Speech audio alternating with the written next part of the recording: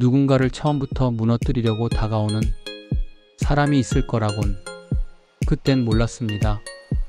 이 글에 앞서서 구독과 좋아요 눌러주세요. 저에게 큰 힘이 됩니다. 감사합니다.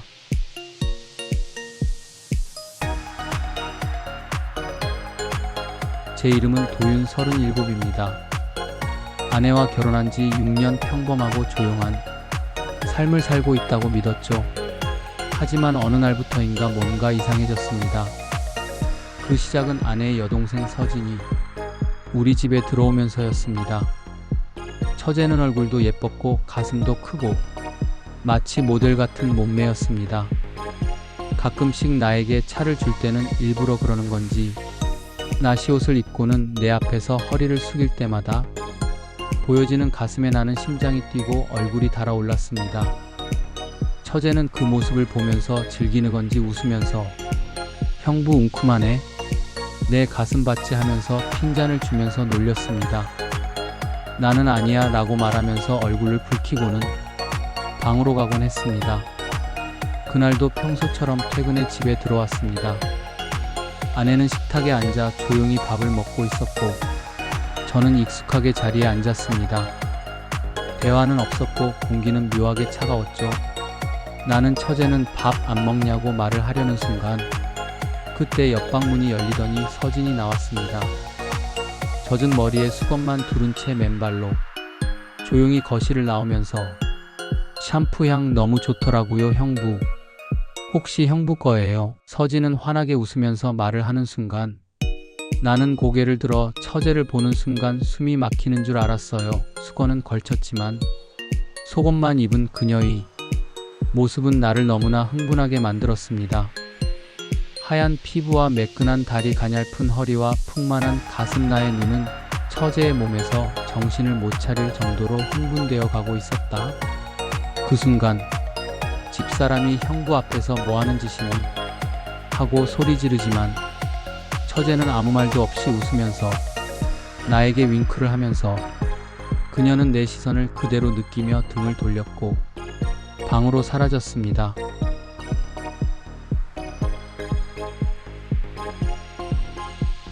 며칠 뒤 퇴근 후 TV 앞에 앉아 혼자 넷플릭스를 보고 있었습니다.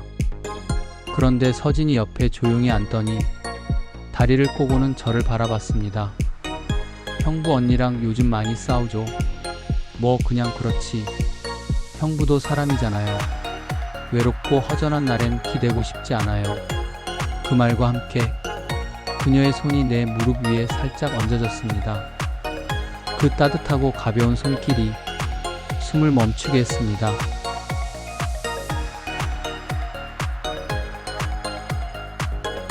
나는 자리에서 벌떡 일어났고 아무 말도 하지 못한 채 방으로 도망치듯 들어왔습니다.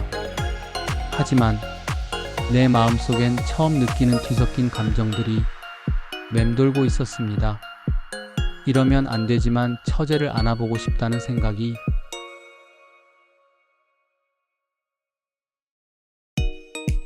며칠 후의 밤, 아내는 먼저 잠들었고 나는 거실에서 조용히 술을 마시고 있었습니다. 그때 서진이 다시 나타났습니다. 젖은 머리, 얇은 실크 슬립, 맨발, 말없이 내 옆에 앉아 술잔을 들었습니다. 형부 혼자 마시면 쓸쓸하잖아요. 나도 한 잔만. 우린 말없이 술을 마셨습니다. 하지만 그녀의 눈빛은 내 눈을 깊게 파고들었고 그녀의 다리가 내 다리를 스치며 밀착됐습니다. 그리고 조용히 말했습니다. 형부 언니랑 마지막으로 잠잔 게 언제예요? 나는 대답하지 못했습니다. 나는 사실 아내와 잠자리를 안 한 지 오래되었죠. 아내는 불면증에 신경이 예민하다 보니 옆에서 자는 걸 어느 순간부터 싫어했고 그러다 보니 점점 더 멀어지게 이제는 무늬만 부부인 셈이죠. 그녀는 내 셔츠 끝을 잡고 조금 더 다가왔습니다. 나 형부 안아보고 싶어요. 입술이 닿기 직전 숨결이 맞닿는 그 찰나 나는 벌떡 일어나 그녀를 밀어냈습니다. 미쳤어, 그만해, 들어가. 그녀는 등을 돌리며 중얼거렸습니다. 난 형부가 좋아할 줄 알았는데.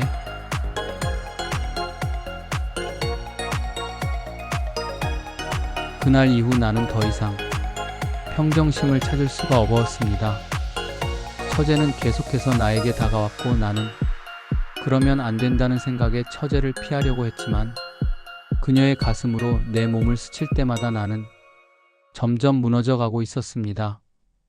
그녀의 눈빛이 내 일상을 송두리째 흔들고 있다는 걸 그제서야 깨닫기 시작했죠.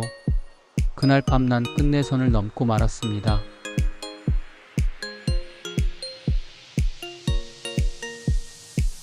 그리고 모든 게 달라졌죠. 아내는 출장이라며 이틀간 집을 비웠습니다. 그 사실을 알았을 때 저는 오히려 안심했습니다. 괜찮을 거라고, 아무 일 없을 거라고 믿었으니까요. 하지만 그건 착각이었습니다. 밤이 깊어가고 조용한 거실엔 시계 초침 소리만 들렸습니다.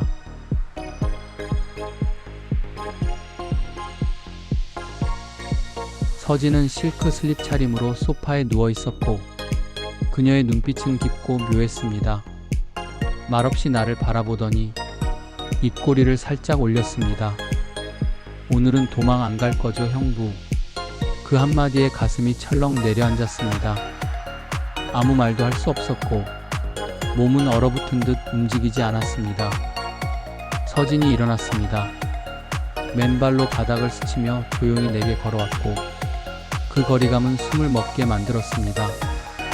그녀의 손이 내 손등 위에 살짝 내려앉았습니다. 따뜻했고 떨리고 있었고 무엇보다 강하게 끌렸습니다.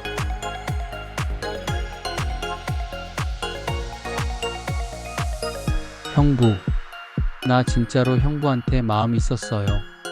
나는 그 손을 뿌리치지도 잡지도 못한 채 그저 그녀의 눈을 바라봤습니다. 그녀가 먼저 입술을 맞췄습니다. 아주 짧고 아주 조심스럽게. 그 순간 모든 판단력이 무너졌습니다.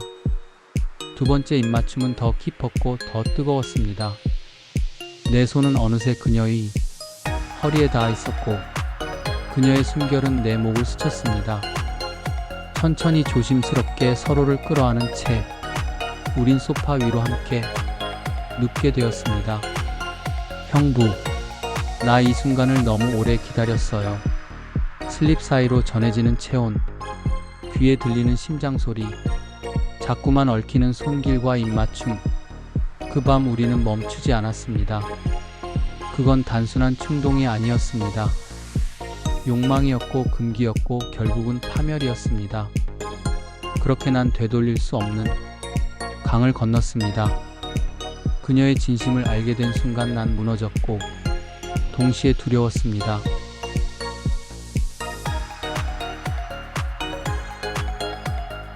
그날 이후 서진은 전보다 더 대담해졌습니다. 하지만 그만큼 저도 점점 무너져 갔습니다. 집안에서 아내와 마주치는 게 점점 힘들어졌고 서진이 웃는 얼굴로 다가올 때마다 죄책감에 숨이 막혔습니다. 그러던 어느 날 서진이 진지한 얼굴로 저를 불렀습니다. 형부, 우리 진지하게 얘기 좀 해요. 불길했습니다. 그 표정은 장난이 아니었죠. 서진은 조용히 자신의 휴대폰을 내밀었습니다. 그 화면엔 우리가 함께했던 밤이 모습이 담겨 있었습니다. 영상 속 나는 미소 짓고 있었습니다. 숨이 턱 막혔습니다. 말이 나오지 않았습니다.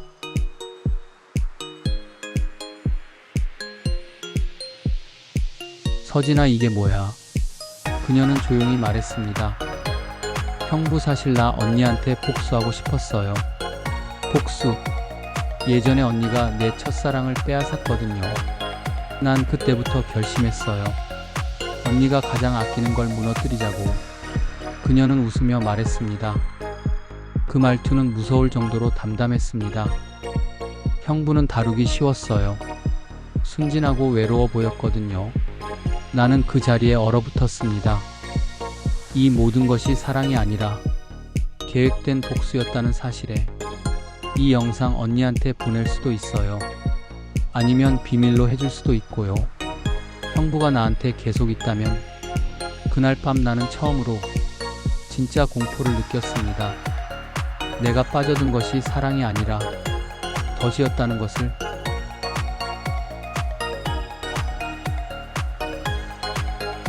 모든 걸 잃고 나서야 나는 내가 얼마나 어리석었는지 깨달았습니다. 서진과의 관계는 끊어지지 않았습니다. 오히려 더 깊어졌고 나는 점점 무너졌습니다. 그건 사랑도 욕망도 아닌 죄책감 속의 중독이었습니다. 그러던 어느 날 아내가 조용히 물었습니다. 당신 요즘 무슨 일 있어? 그녀는 눈을 피하지 않았습니다. 의심과 슬픔 그리고 날카로움이 뒤섞인 눈빛으로 저를 바라봤습니다. 저는 아무 대답도 하지 못했습니다. 그날 밤 퇴근하고 집에 들어오니 분위기가 이상했습니다. 거실 한가운데 아내가 앉아 있었고 그 옆에 서진이 말없이 앉아 있었습니다.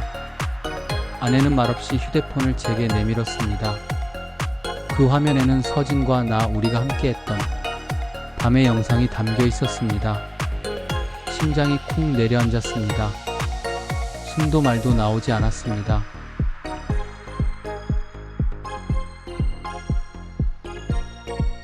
이게 뭐야? 아내는 눈을 질끈 감았다가 다시 저를 바라봤습니다. 당신 정말 이럴 수 있어? 서진은 아무 말도 하지 않았습니다. 그런데 그녀의 입꼬리는 아주 미세하게 올라가 있었습니다. 아내는 조용히 일어났고 제게 짧게 말했습니다. 짐 챙겨 이 집에서 나가.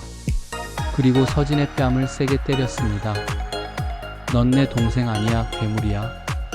그 한마디가 이 모든 상황을 정리해버렸습니다.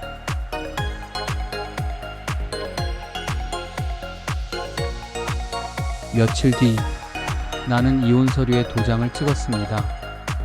직장에도 이 소문이 퍼졌고 결국 나는 회사에서도 쫓겨났습니다. 친구들은 하나둘 연락을 끊었고 가족조차 나를 외면했습니다.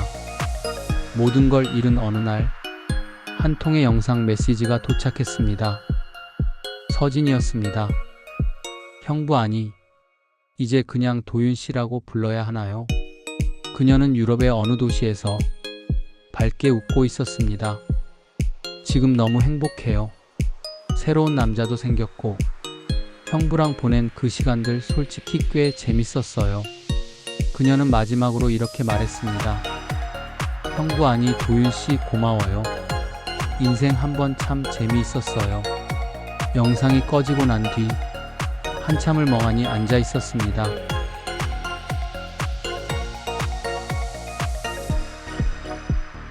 그제서야 깨달았습니다. 나는 누군가의 복수극의 배경이었고 한 사람의 잔인한 계획 안에서 허우적된 존재였다는 걸. 그리고 지금 이 이야기를 이렇게 남깁니다. 혹시라도 누군가 당신에게 친절하게 다가오는 사람이 있다면 그 손길을 너무 쉽게 믿지 마세요. 그 손끝엔 당신 인생을 무너뜨릴 의도가 숨겨져 있을지도 모르니까요. 사람이 가장 쉽게 무너지는 순간은 사랑을 가장한 거짓에 마음을 줄 때입니다. 나는 지금 한 시골 마을에서 조용히 살고 있습니다. 핸드폰도 사람도 관계도 없이 오직 나 자신과 마주하며 매일 새벽 일찍 일어나 물을 끓이고 라디오를 틀고 습관처럼 누군가의 이름을 부르다 말곤 합니다. 가끔은 서진의 얼굴이 떠오릅니다. 하지만 더 자주 떠오르는 건 아내 지혜의 마지막 눈빛입니다. 그 눈빛은 원망도 분노도 아닌 슬픔이었습니다. 그리고 그 슬픔이 내 죄의 무게를 증명해 주었죠. 처음부터 모든 걸 계획한 사람이든 실수로 휘말린 나든 결국 이 모든 책임은 내 몫이었습니다. 어느 날 우체통에 편지 한 통이 도착했습니다. 보낸 사람은 서진이었습니다. 그녀는 유럽에서 결혼했고 아이를 가졌다고 했습니다. 그리고 이렇게 적혀 있었죠. 형부 아니 도윤 씨, 그땐 정말 미안했어요. 하지만 그만큼 나도 너무 아팠어요. 편지를 읽고 나는 웃었습니다. 진심인지 아닌지는 중요하지 않았습니다.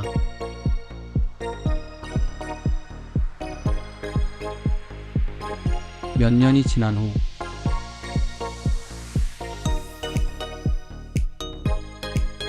사람은 쉽게 무너지지 않습니다. 하지만 사랑을 가장한 거짓에 마음을 줄 땐 너무도 쉽게 무너집니다.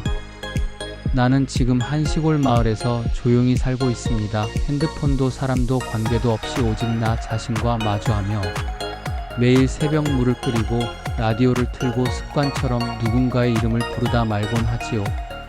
가끔은 서진의 얼굴이 떠오릅니다. 하지만 더 자주 떠오르는 건 아내 지혜의 마지막 눈빛입니다.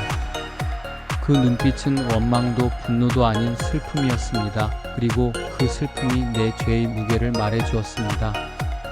처음부터 모든 걸 계획한 사람이든 실수로 휘말린 나든 결국 모든 책임은 내 몫이었죠. 어느 날 우체통에 편지 한 통이 도착했습니다. 보낸 사람은 서진이었습니다. 서진 편지 낭독 형부 아니 도윤씨 그땐 정말 미안했어요. 하지만 저도 너무 아팠어요. 형부를 이용해서 언니에게 복수했는데 형부는 아무것도 몰랐지만 결국은 형부만 불행하게 되었네요. 나는 편지를 읽어가면서 점점 더 화가 치밀어 올랐고 마치 나를 조롱하는 내용인 것 같아 언젠가는 아런 모멸감을 되돌려주겠다는 복수심의 어항선박에서 힘든 일을 참아가며 돈을 모으기 시작했다.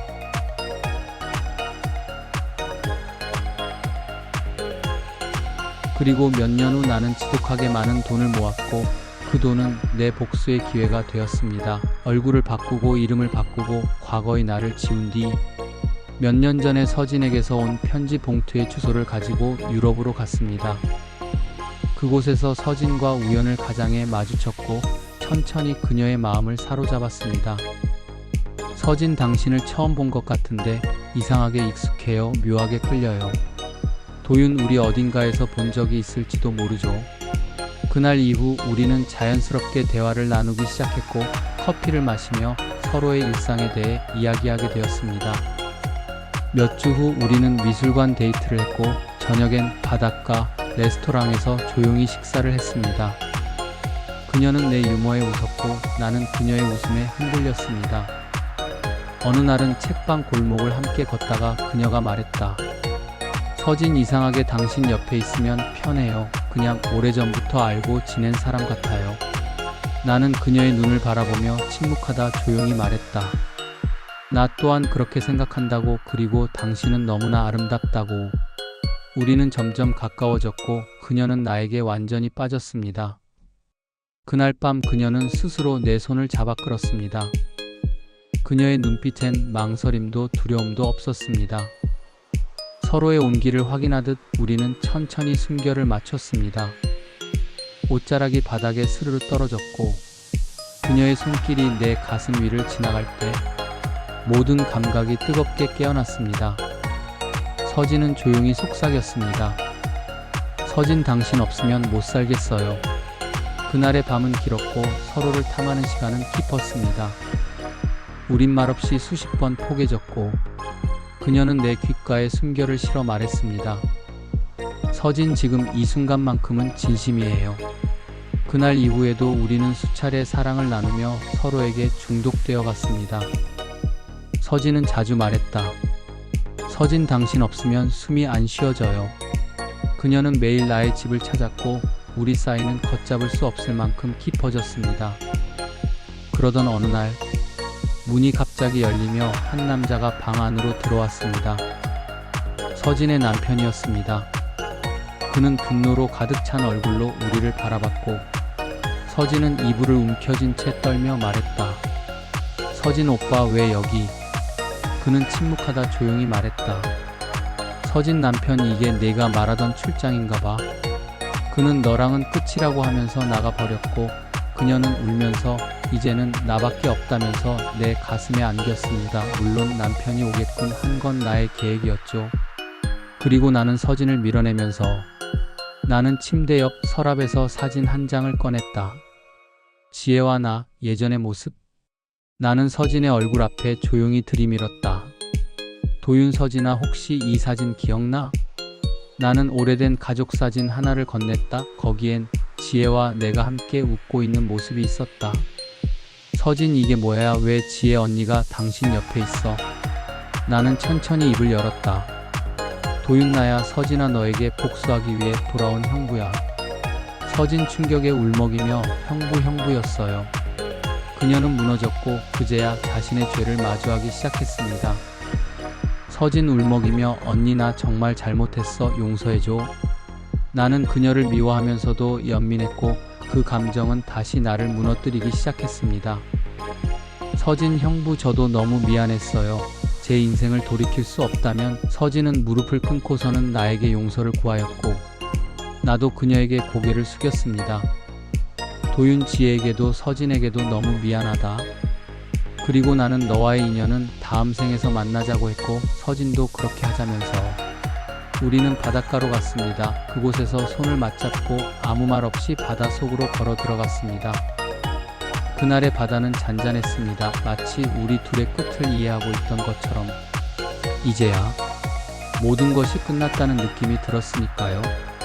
인생은 예측할 수 없지만 단 하나 분명한 건 가장 가까운 사람에게 받은 상처는 가장 오래 간다는 것입니다. 이 이야기를 끝까지 들어준 당신에게 고맙습니다.